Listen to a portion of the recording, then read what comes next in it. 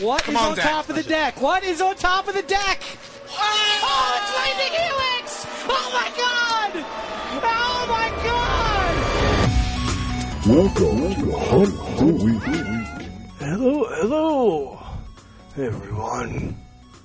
Our story continues as we get to Smog's treasure-filled cavity, past the elves of Elvendor, and through the mountains of the dwarves. Our party dwindled as they fell to orc after eagle and wargling and also a golem. Yes, we did find, well, somebody found him, I think. Somebody finds a golem. Somebody finds a ring. We go to the dragon, and then we fight him. And I think we kill him. Oh, adventurers, but how the day goes weary and how my bones creak, as an old wizard like me has traveled far too long and far too wide. Yes, that's right. I've been stricken with the death touch of the wargling. 2-2 for 2 that I blocked. Oh, and boy, am I feeling it. Hello, everyone. Welcome into the show. Welcome on in to Hunt the Week. It's your weekly Magic the Gathering podcast about the Arena Gauntlet League that we know, love, and play in. I'm your host with the most, your Don John DeMarco, your Goku or Go Home, the Pride of Mardu, your company cook, yum, yum, yum. Cook it on up. What do we got going in this stew? Well, this is Hunt the Week, your weekly Magic the Gathering podcast about the Arena Gauntlet League that we know, love, and play in. I am an 8-time top 8er, 2-time league winner. One time win 05. One time win 05. Got knocked out of Hobbit League. We'll talk about it. We'll get there. We're going to figure that part out. But please join me, and I'll offer you some food. Narthui noer, tolthui viruvor, oyanam van anethain vin. What is he saying? Does he offer us insult? No, Master Cloyne, he's offering you food. Well, in that case, lead on. That's right, as I record, week 2, Hobbit League. How's it going? How you doing? Are you loving it? Are you in it? I'm not in it. But our top 16 is kind of coming together. We got one more week of Hobbit standings, and then exciting Player of the Year rules just dropped. We'll talk about it. Right now, your top 16, Nithin M. 9-1. Bryce G. Aruz is 8s, 9-1. Daniel G. Frisky Hobbit, 8-2. Jacob P. Pie Demon, 8-2. Lucas G. McNugs, 8-2. James Ma. Beaver Fondue, 8-2. Nick L. Alfios, 8-2. Simon K. Gameboy 350, 8-2. Evan L. Evan, 8-2. Sawyer T. The Soy Boy, 8-2. Zeke W. Smarmy Platypus. Welcome back, Zeke. 6-0 the week. Woo! But hey, someone does it better. 8-2, Zeke. Congrats. Ray C. Azayaka, 8-2. Justin P. Code Pigeon with the 7-0 to be 8-2. Jamie W. Jamie, 8-2. Michael M. Adam Bomb, 7-2. Zach H. Hack Zolt, 7-2. And Nick L. Alfios also went 5-0 this week. Congrats to everybody. Congrats to everyone enjoying Hobbit, having a good time, finding your fun card rewards out there, I bet that's a great time. Next week, we're going to have some special fun dragon cards found. It's going to be really exciting for all the companies. How did I do? Did really bad. Cut to last week. I go, I'll get knocked out if I go 05 next week. I'm not going to go 05 next week. I went 05 this week. I got knocked out. Just didn't happen. Didn't happen this week. It can happen to anybody. It can happen to us all. An 8-time top 8er. Making Player of the Year right here based on good performances, going 0-5 in week 2 of the Hobbit. I don't know. Here's my feedback. I don't like this set. I think this set's not good. Sorry if people enjoy it. I don't think people do, but the set's really bad. The league's fine. I don't know. But I haven't been playing a ton of this set. my deck also, like, I was sharing it with people at company, and it's always the, hey man, I think you just got a bad pool. It's like, oh great, cool. So let's just kind of throw this together. It didn't work out, and that's fine. It happens sometimes. Not every league is a top 8. Not every league is a top 16. It's rare that I don't, at least go more wins than losses. But hey, again, it happens. It happens to all of us, even your Goku or go home. This week, we do have a special report from Buster S. Huge story, of course. How could we not? Buster is adding in a little bit of spoilers, so again, I don't really know everything that's on here. Let's return to a concept that was brought up recently, mentor co-parenting. This is when someone was mentored by 2 or more people. This creates the possibility for some very complex AGL genealogies. So for Matt G. Iluvatar, their personal immediate mentor family tree is fairly simple. Matt mentored once, so far, a fellow Matt, Ramblin' Dash. Iluvatar was mentored by the fabled Jack H. Ragic. As a result, Matt was a myriad of mentoring siblings. One in particular is Alexi M., Alex's Fly. Alexi mentored Just C. Vensolin, the Unjust. Vensolin was also mentored by Bob P. Hitt, so we have a co-parenting situation. Also, Bob P. also mentored, wait for it, drumroll, John, add in an audio clip if you haven't already. Thanks, Buster. Suspenseful music, moments of expectation. Curtain pulling back. Not John's curtain, that got fixed finally. If you're not paying attention, the curtain's fixed. I raised it up. Big reveal. Buster has huge turn. So this means via the complex web of AGL mentor genealogy, Matt and Buster are AGL mentor related. As a special puzzle this week, post in general chat what the mentor relationship is between the two of them and win a special super prize. Giving out a prize. I love it. Great reporting from Buster on our guest this week, Matt G. Iluvatar.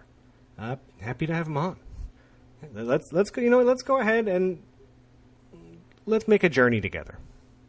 I'm looking for someone to share in an adventure. No, I don't imagine anyone west of Bree would have much interest in adventures. Nasty, disturbing, uncomfortable things.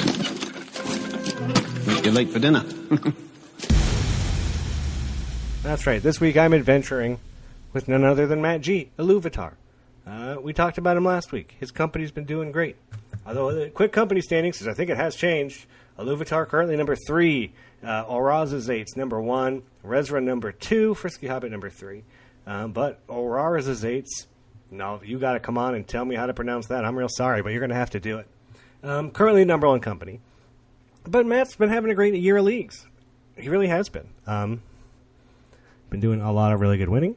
And it's good to see him continue that trend on here and to share it with the people in his company. It's really cool. So please join me and listen as I bring on Matt G. Iluvatar now.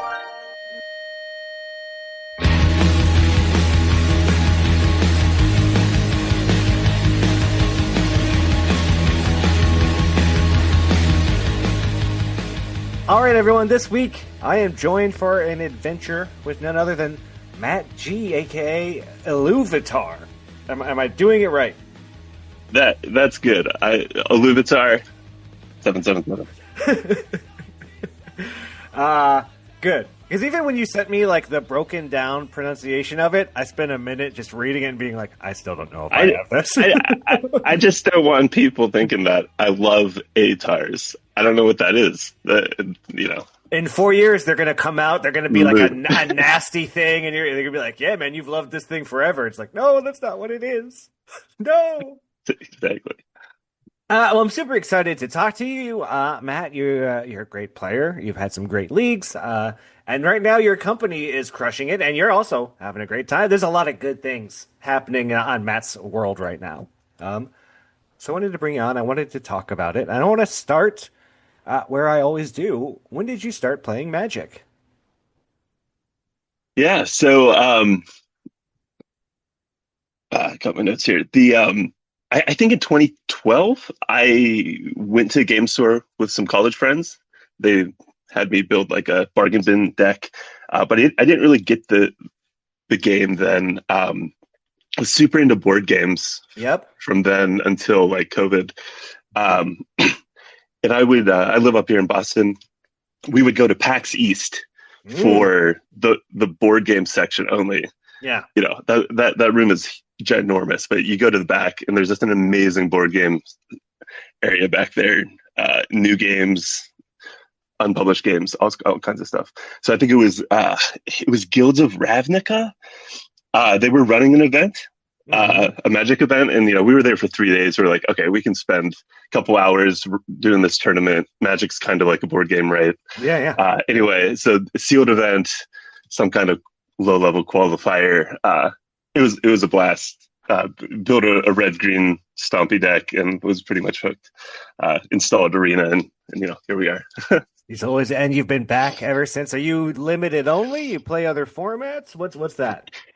I feel like I'm limited only. I always have some kind of janky deck to do the arena dailies kind of thing. You gotta have that bad standard deck or 3 of them to switch through. To win, it's like, my white cards. Here's my mono white deck, and this thing's bad, but I'll get this thing done in 2 games. Well, you've been crushing it. You've been having some great leagues coming up, and you're having a great league this time. Let me check. Where are you at? Last I checked, you were 5-1 after beating me this week. Where are you at now? Yeah, I think 6-2. Yeah, 1-1 after that. So yeah, I'm still happy, but it's a tough league. There are a lot of folks. It's going to take a good record. There's a lot of it's a super tough league for a lot of reasons. There's a lot of folks. You're gonna have an amazing record. The card pool is weird. You're gonna have to have very lucky opens to like dodge all the traps and like not great cards out there.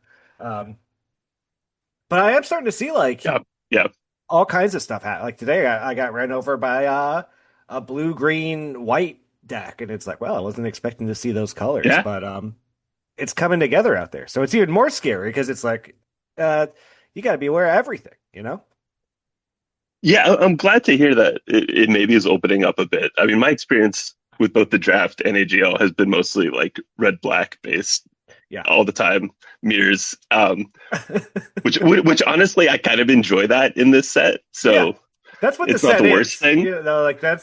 I feel like that's what the set is. So that's the experience we're getting, But I've also seen a couple other things floating around, which is a good thing.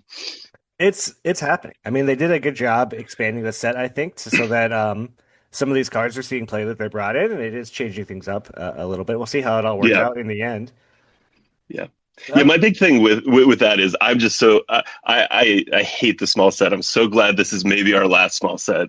Yes. So like even if it's not perfect, I'm so glad they expanded it. If nothing else, it's the last one. So that's the bonus. The nice thing is that you'll never have to do it again. Hopefully, knock on some kind of Hobbit style wood. Matt, what's going on in your company, man? You guys are crushing it. Like you said, you're 6-2, and you're not even like leading your company. No. So what's happening over there, man? Talk to me about it. I'm not sure. I think it's good vibes. Reasonable expectations. We're chatting. We're helping each other out. But it was like one morning I got on and Stefan had 5-0'd and I had only played a game. So yeah, just I think independently we're playing really well, and we are helping each other what we can. Which it's just nice to have someone, a little group to share your pool with, cheer each other on. That's kind of what's going on. Go ahead. Sorry. Big shout out to Parker V. He's our cook, Major Maniac. It's all flavor. No filler over here. Where he's doing great. Got us together on a little server. So I love that. These leagues are fun where we get together in these small little groups, right? Because it's not a faction league where it's 30 people and it's easy to get lost in the shuffle. And were you even on Quandrix? I don't remember everybody who was on there. There's so many. Yeah, I was Quandrix. That was a fun ride. Awesome. I loved it. The legend Jacob P came in with all his data. I got to say, I was in the Quandrix chat being like, guys, we got to get some perspective here a little bit. But I'm so glad that we the energy was just great. So Quandrix had a special sauce, man. They really did. And maybe that sauce was Iluvatar, because it seems to continue on here in Hobbit League. But yeah, the small leagues are nice like this, where it's like you're in a group.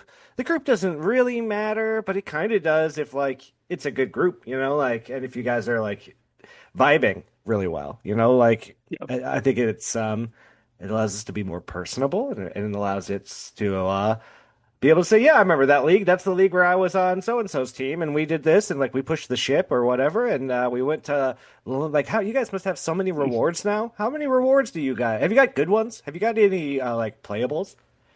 We've got a Skullport merchant, which has done some work for me. I was about to say, I just lost to that. That's right, that was you. That card was nuts. Stupid.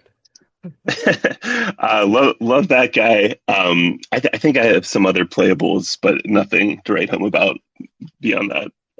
I've been really looking forward to our company's the opposite of your company. Matt. We're doing very poorly, and we just hit our third win rewards, and we're like, oh my gosh, guys, more free cards.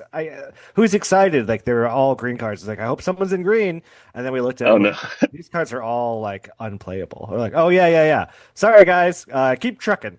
Just maybe that next one. Maybe we'll hit one there. Yeah. I don't know. It's easy. It's easy to and have the good vibes and be cheering each other on when people are independently doing well. I hope all companies get some of that.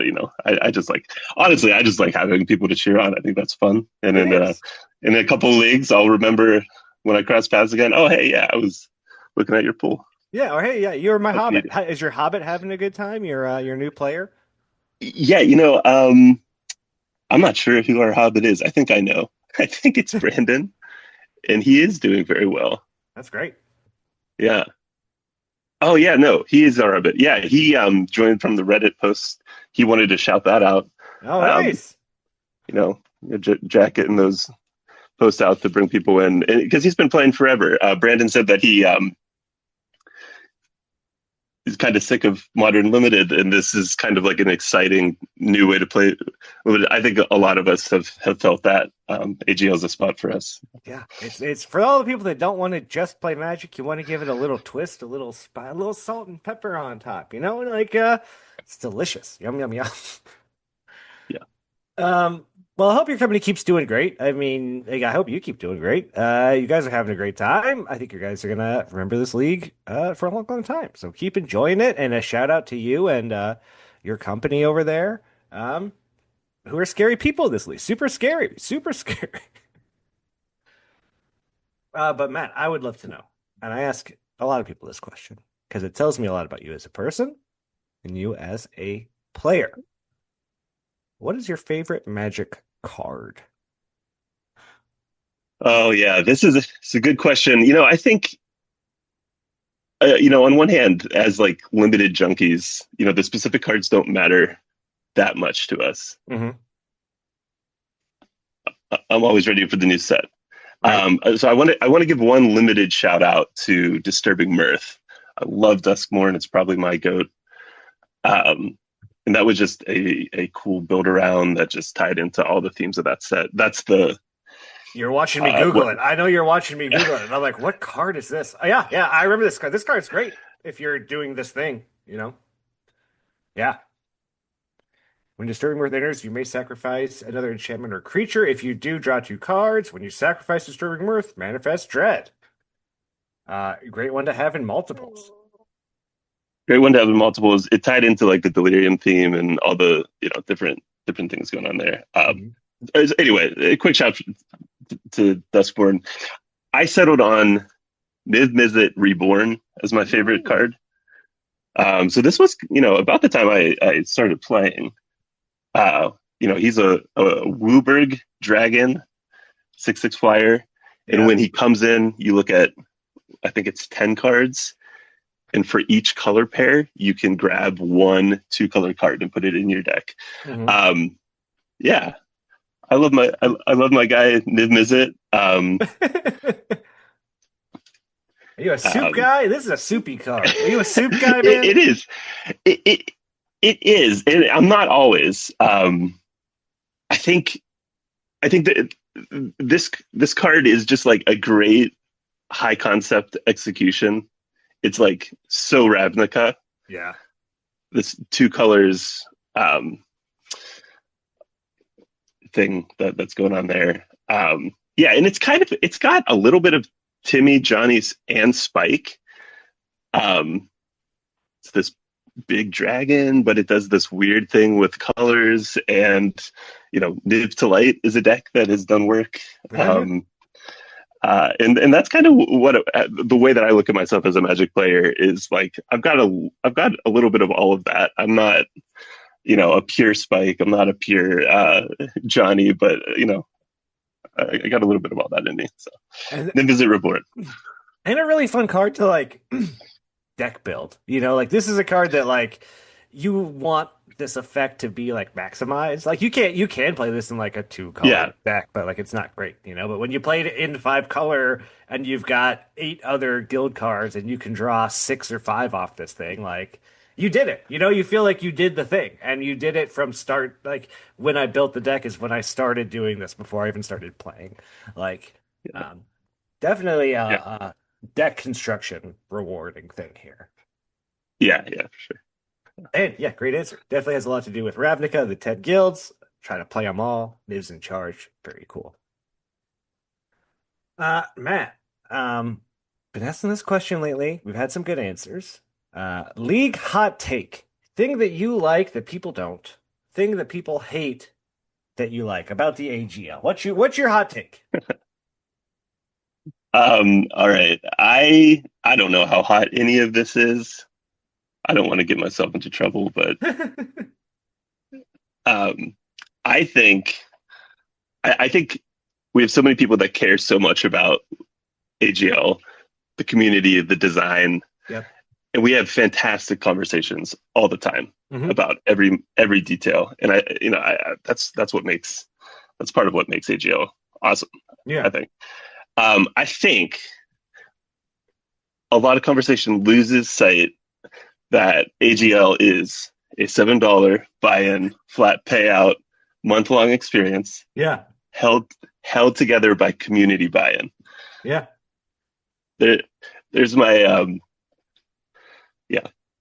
So your hot take is that we care too much? We care too much? That's the hot take? I think maybe a more actionable take is I think as much as we can make leagues, and this is kind of in response to some conversation that's been going on. Sure.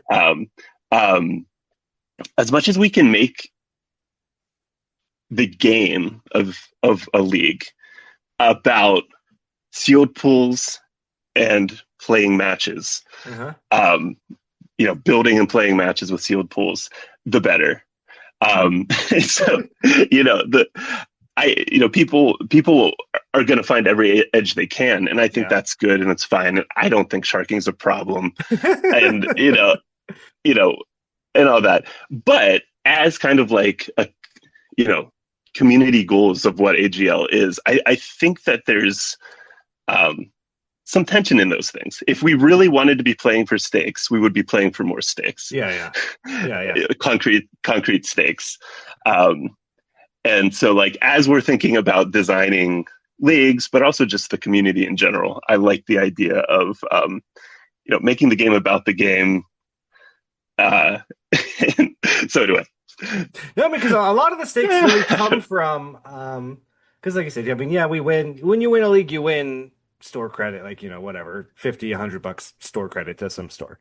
A generous partner store that we love very much. Thank you very much. But yeah, you're not winning like cold hard. It's like you win a box when you win a league, or you win a collector booster box or anything. Like we're playing for store credit to play in more leagues for free, basically. The real prize is the accolades or the the hey, I won a league, I got a sound clip, or hey, I'm playing in Player of the Year because I did so well or whatever. Like, Yeah, yeah, and the respect of all these, awesome players who I respect so oh, much. for sure. I think that's what gives AGL its stakes. The respect of me pronouncing your name correctly, because it's huge. Yeah. yeah, we got there. Yeah, yeah. I've been, this. Let's talk about this podcast for a second. I love that it permeates the culture through sharing, individual stories, and I've learned tons about a bunch of people and about the history before I got to AGL. So I'm thrilled to be a part of it. Hey, thanks for coming on. And you know what?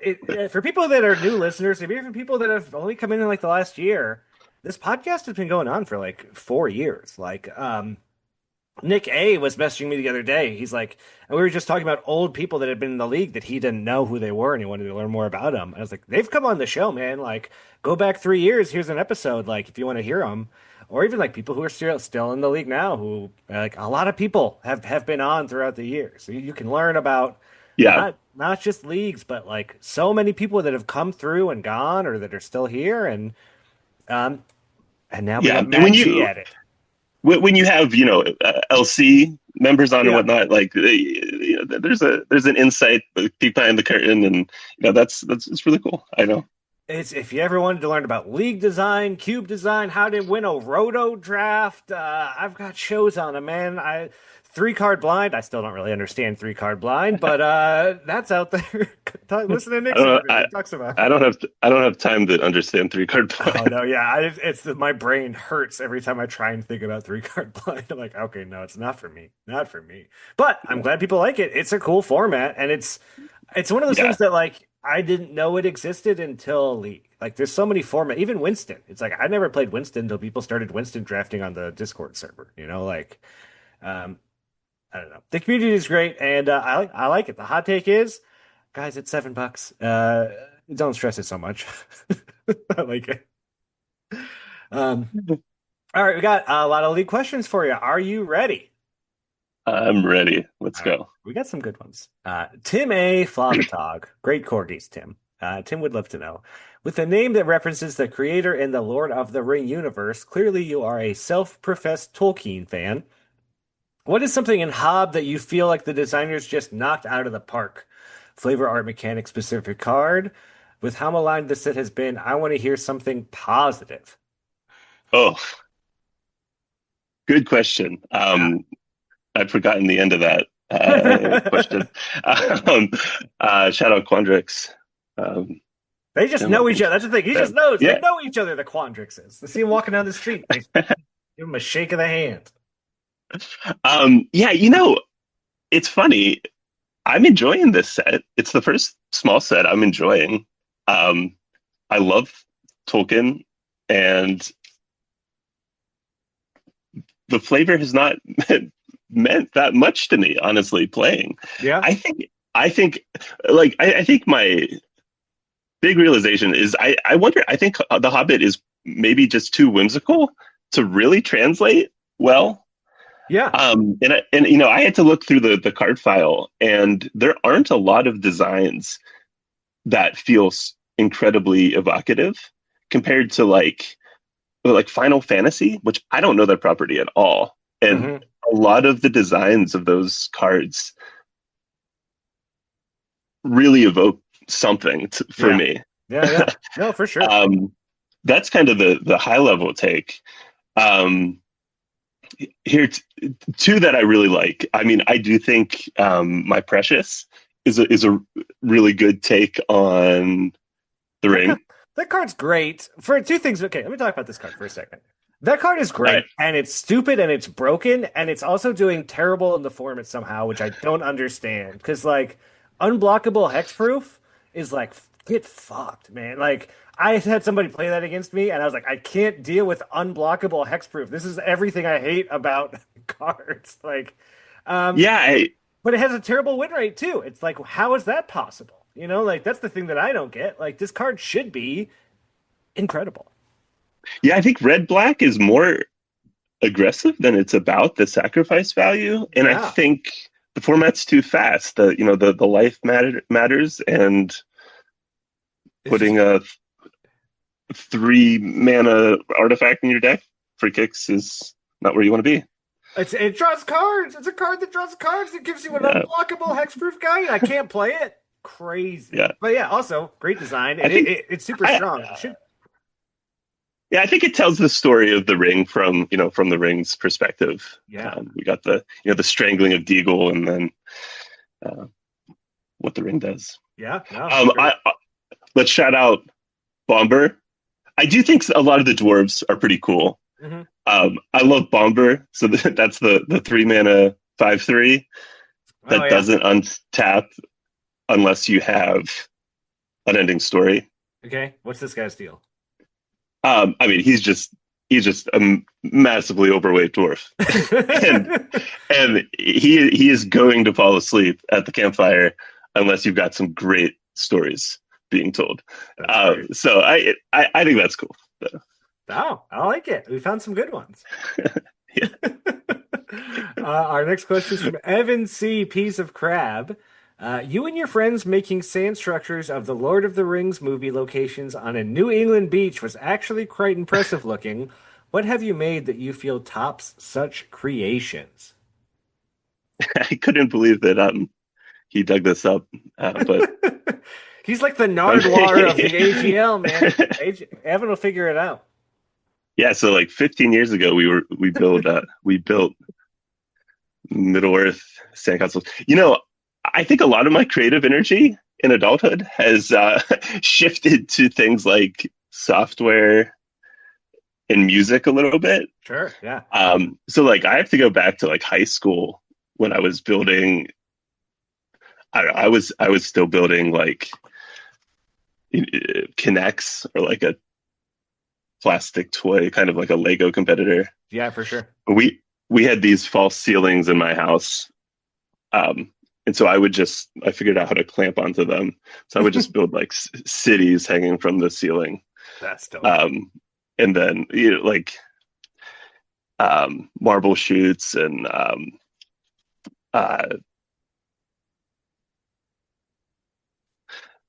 what's it called? We had like a little mini drone. So I would build like obstacle courses off the ceiling for this like drone that you could fly around. Stuff like that. Oh my God. Were like pretty big constructions. Yeah. But I mean, since high school, I mean, I'll still build a Ministerieth on the beach if I go. That sounds so cool though. That's awesome, man.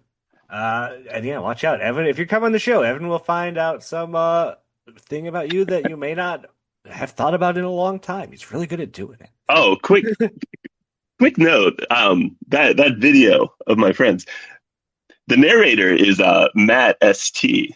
Bubba's Bums. He's one of my 2 buddies that I've gotten to join for some AGL. Oh, awesome. Who's the other one? Let's shout them out too. Mark D, who's been in and out a little bit less. He was the board game friend that I went to PAX with, and oh, nice. Yeah, I love it. I love when people have a little group of people that they know in the AGL that they get. And in fact, our next question comes from Matt St. Bubba's Bombs. Where is it? But here's the thing: yeah. Is it Bubba's Bums or is it Bub Bass Bums? Now I have it's Bubba's Bums. 100%. That's the thing. It's like you never like Najisi. It's not Najisi. It's NJS the Third. I would never know that. He has to explain that to me. I love Atar. Aluvatar. Bub Bass Bums could be. I don't know. I don't know what people want. And I'm also not good at pronouncing things anyway. Bubba's Bums would love to know. As someone prone to analysis paralysis, how do you deal with turn timers and limited queues on Arena? Yeah, another good question. I was definitely the slow decision maker in a lot of my board game groups back in the day. I think Magic teaches quick decision making really well. I mean, I think it's a game of a lot of very small decisions. Yeah. I mean, you have like, deck building, you can take your time, but in game, it's more small decisions. Turn timers are great. You make your decision, your decision, or you don't. Yeah, and I think just the nature of Magic as a game that's designed to balance skill and variance takes a lot of the pressure off of the perfect decision for people that have trouble making a decision. Yeah. I can kind of I can kind of fall back on the idea of variance of like, I'm going to make my decision here, and in 100 times I make this decision, I hope that I'm making the right one, whatever number.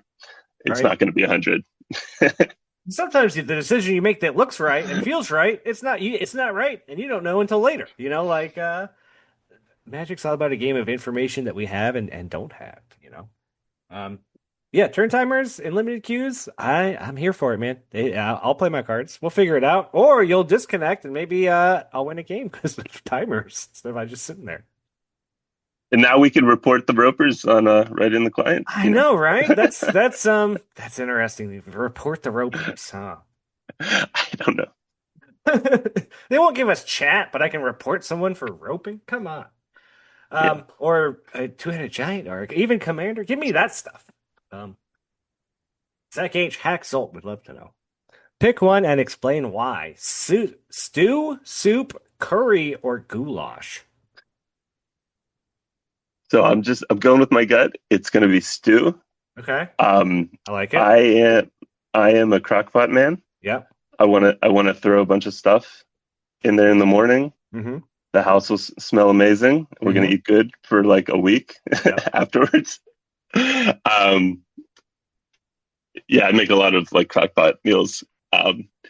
I like curry, maybe a second, but if I'm making a curry, it's probably going to come out more like a stew. So that's what I got. Yeah. I like it. No, I like it. They all sound good. That's the thing. I don't think there's what is a goulash? I don't know what a goulash is like. A goulash is like a. It's kind of like a stew, but it has noodles in it. From what I understand, I've had goulashes before, and they're noodly, but they are like a tomatoey sauce, red sauce, but it's kind of like a chili, but if it had noodles in it almost. Okay. That's not totally right. Someone's going to come after me. I'm sorry.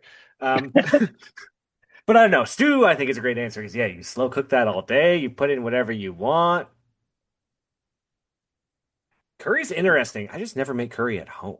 But yeah, good flavor there. That's an interesting one.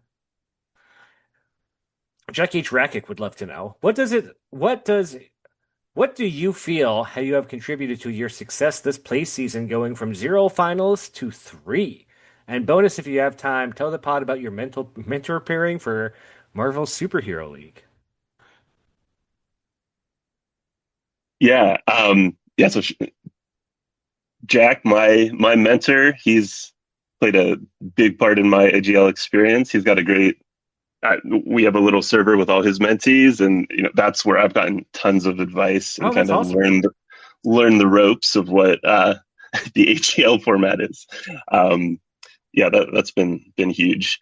I think kind of when my streak of success started, a big thing is just like being willing to commit to a plan.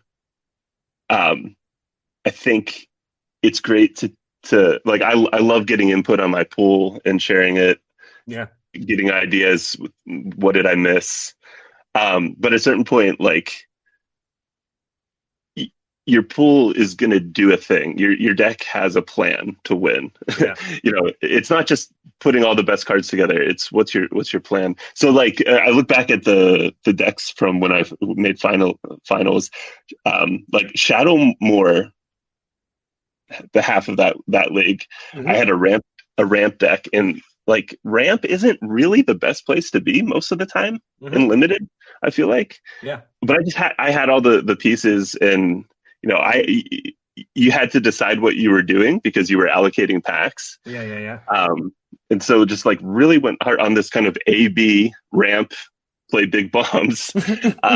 And that was the plan. And I feel like that was the guiding light that having that thing to execute was a big deal for me.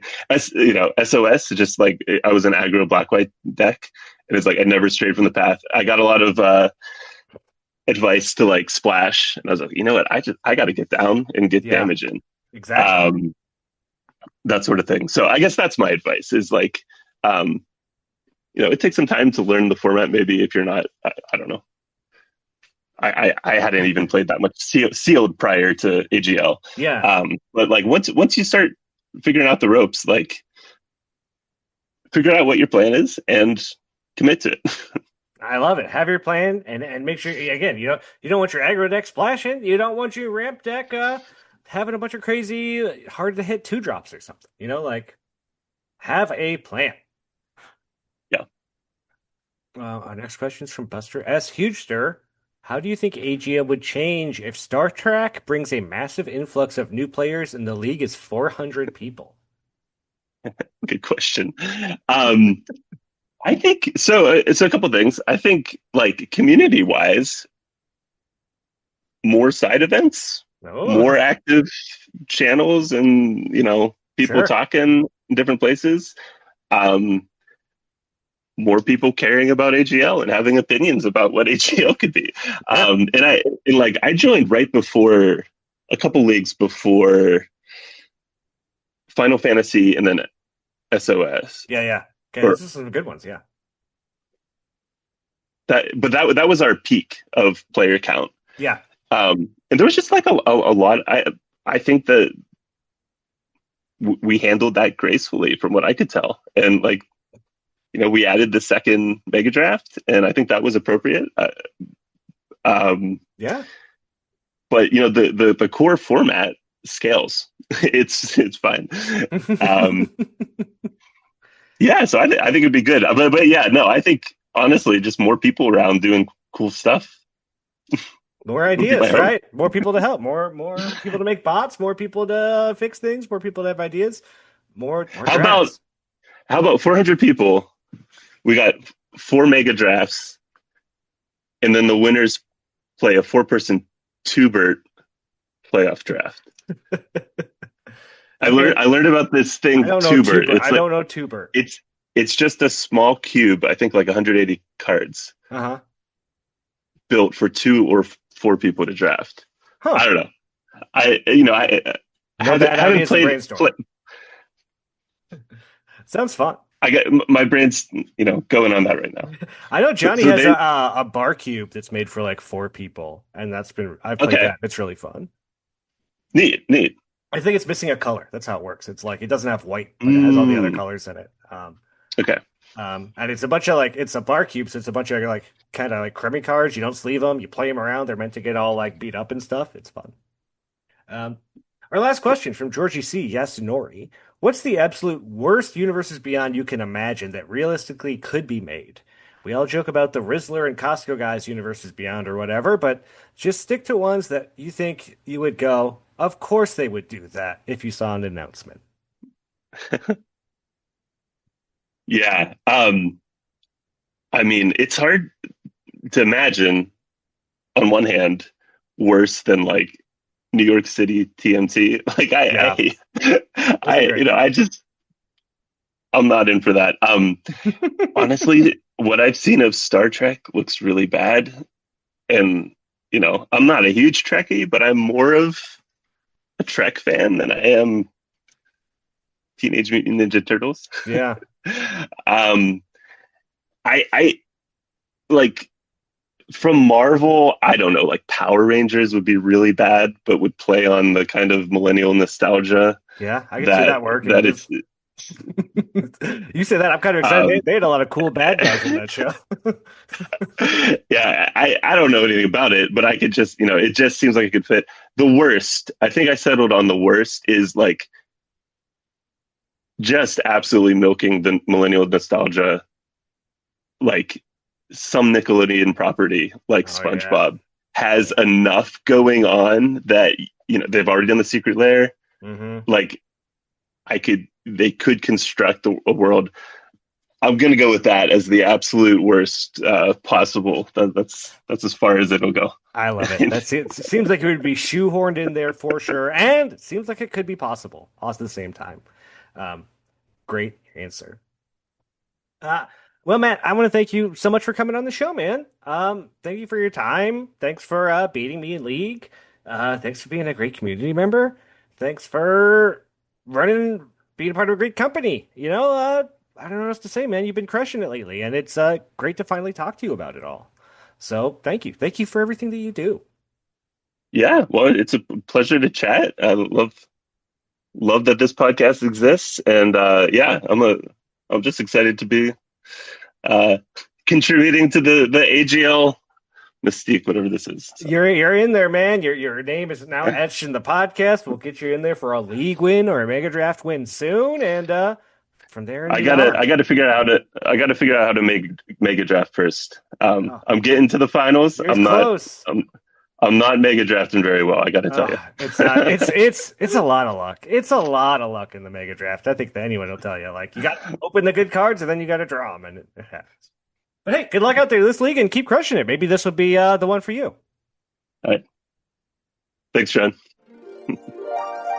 Matt was awesome. And here's the thing: I won't dox him, but this guy had a beard to end all. This guy could have a beard fight with Caleb. I am telling you, it's true. It really could happen. Matt was awesome. Matt was super cool to talk to. And as for his own entrance music, again, I love that. Thanks, Matt, for being such a fun member of the community and for being such a great player, kicking my butt this week. And now I get to root for you, and I get to focus more on some really cool side events that are going on. Right now, there is the Why Not Rotopod. It's the end of the year, right? So they're getting ready for the best of the best, the player of the year. There is a Rotopod for all the people who won Rotos this year. And I won one early on. So I'm in there. I'm doing that. That's a fun thing. I'm also in the World Cup, where it's 64 players, and we're doing a baseball-style duplicate sealed thing. Looks really fun. I already submitted my deck. I think it looks really cool. The pool in that was awesome. So such a cool, fun pool to look at, and so many directions to take. Really easy to get lost, and really hard to find a good build. But it's super cool. I loved it. And then we got Player of the Year coming up. And again, they just announced all the rules for that. So Player of the Year, here we go. There will be 32 people up for Player of the Year.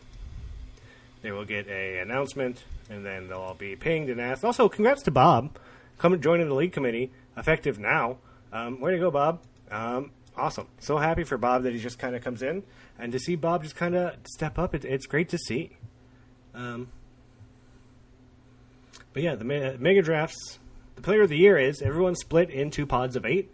Everyone does a mega draft. You don't know what the mega draft is before you do it. They've got them all listed, what they are. Spider-Man's mega draft, Lore When Eclipsed, TMT, Secrets of Strixhaven, Build a Set, Marvel Superheroes, and Hobbit. Every set from the last year that we've played. They kind of...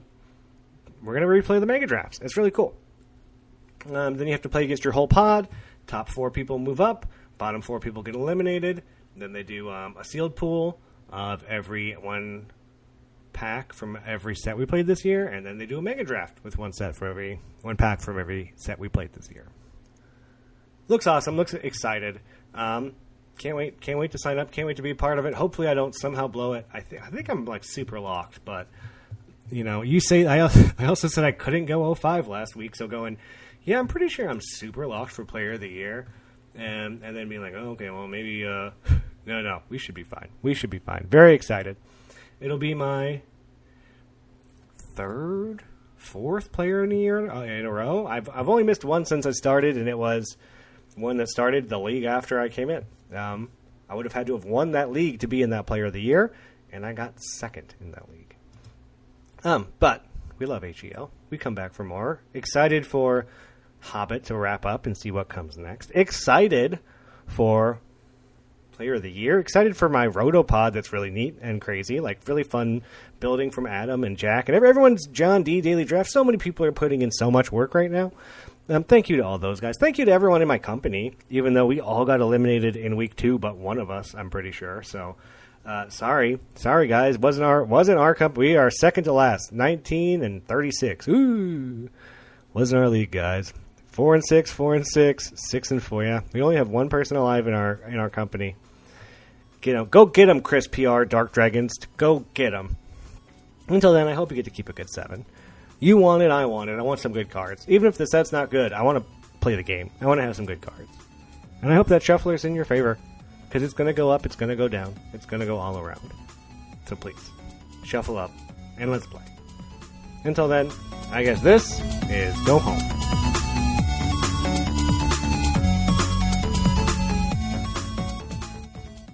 Do you want some, mate? I'll give it you. You want some? You want some, do you?